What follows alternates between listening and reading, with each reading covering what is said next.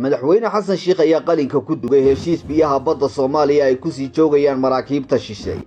Midowga Yurub ayaa guul kama dambaysa ka gaadhay damacoodii ku aadanaa in maraakiibtoodu muddo 10 sano ah sii joogaan biyaha badda Soomaaliya.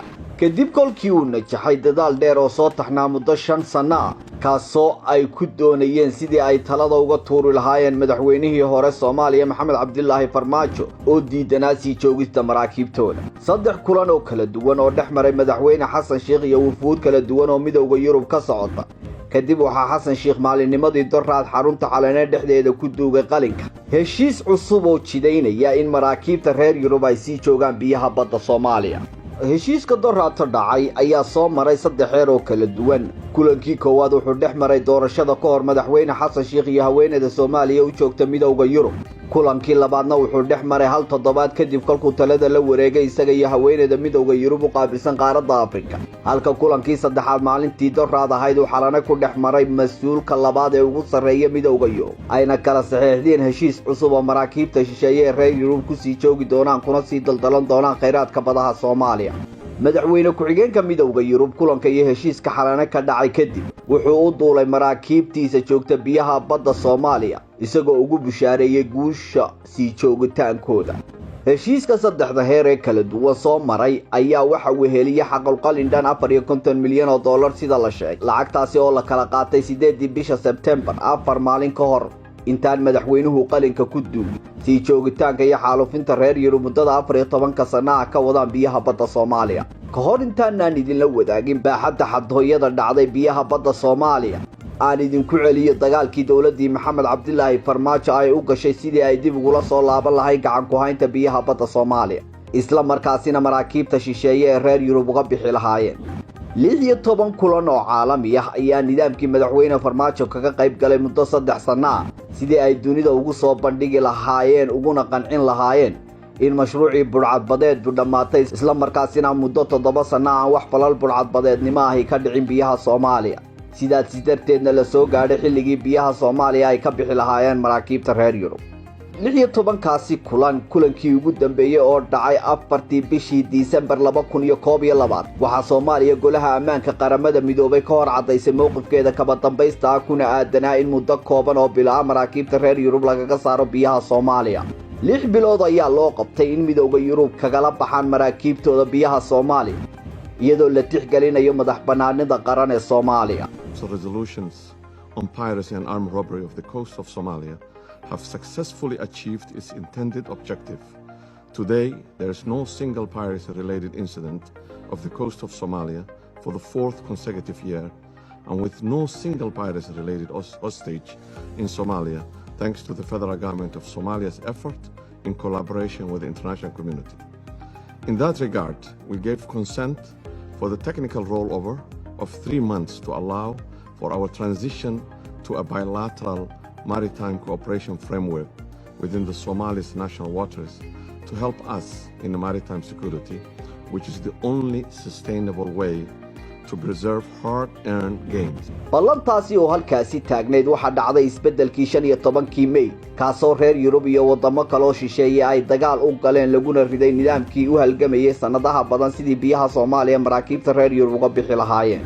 isbedelkaasi oo u dhacay sidii midowga reer Yurub ay rabeen ayaa keenay in madaxweyne xasan sheekh qalinka ku duugo heshiis dib loogu cusboonaysiinayo sii joogitaanka maraakiibta reer Yurub. waxaa halkaasi ku burburay halgankii dheeraa ee loo soo galay in lagu saaro maraakiibtaas. aan jaleecno reer Yurub haddii mashruucii burcadbadeedu dhammaaday maxay tahay ujeedka ay ugu dagaalamayaan inay sii joogaan maraakiibtoodu biyaha Soomaaliya. midowga Yurub dhaqaalaha ugu badan ee dal shisheeye ka soo gala kaalinta saddexaad waa kan kheyraadka biyaha badda Soomaaliya. maraakiibta reer Yurub waxay biyaha badda Soomaaliya ka geysteen taariikhda Afrika xatooyadii ugu baanay.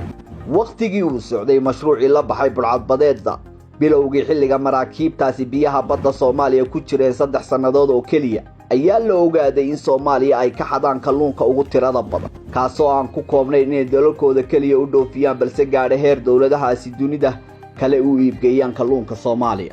qorshihii badda Soomaaliya lagu keenay maraakiibta shisheeye ee ahaa la dagaalanka burcadbadeed mashruucaasi wuxuu dhammaaday 7 sannadood ka hor xilligaasi oo dalka Soomaaliya madaxweyne ka ahaa Xasan Sheekh Maxamuud. nasiib darro madaxweyne xasan wuxuu talada ka degay isagoo wax halgana arrintaasi ka gali wuxuuna soo laabtay iyadoo 3 bilood oo kaliya ay ka hadhay in maraakiibtaasi laga saaro Soomaaliya.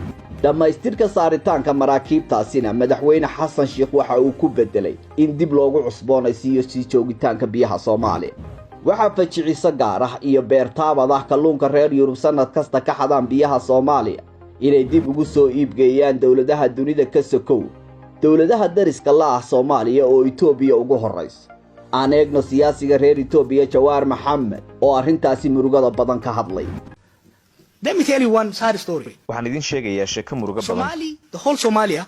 Soomaaliya guud ahaan waxay leedahay xeebta ugu dheer Afrika, taasi oo qani ku ah kheyraadka kalluunka. Huge fish resource. Ethiopia has one of the shacab tiro badan oo Ethiopian ah ayaa kalluunka isticmaala xilliga soonka. We import fish from Vietnam. kalluunka Vietnam iyo Norway ayaa laga keenaa. You know where that fish comes? ma taqaanaa meesha kalluunkaasi asal ahaan uu ka yimaado. waxay kalluunka ka gurataa biyaha Soomaaliya. qiyaas sugan iyo cabir dhaqaale oo lagu cabiro dhaqaalaha maraakiibta midowga Yurub ka xadeen Soomaaliya hal warbixin kuma soo koobi karo. balse aan soo qaato tusaale muddadii u dhaxaysay sanadihii 2019 ilaa 2020 kalluunka Soomaaliya ay ka xadeen maraakiibta reer Yurub sida halkan kaaga muuqata jaangooyadan waxa uu ka badan yahay 100,000 oo tan. kalluunka sanadka lagala baxay Soomaaliya waxa uu ka sareeyaa kambadahooda ay ka soo saareen dawladaha Cumaan, Iran, Maldives, Seychelles, Sri Lanka, Indonesia, India iyo Yemen.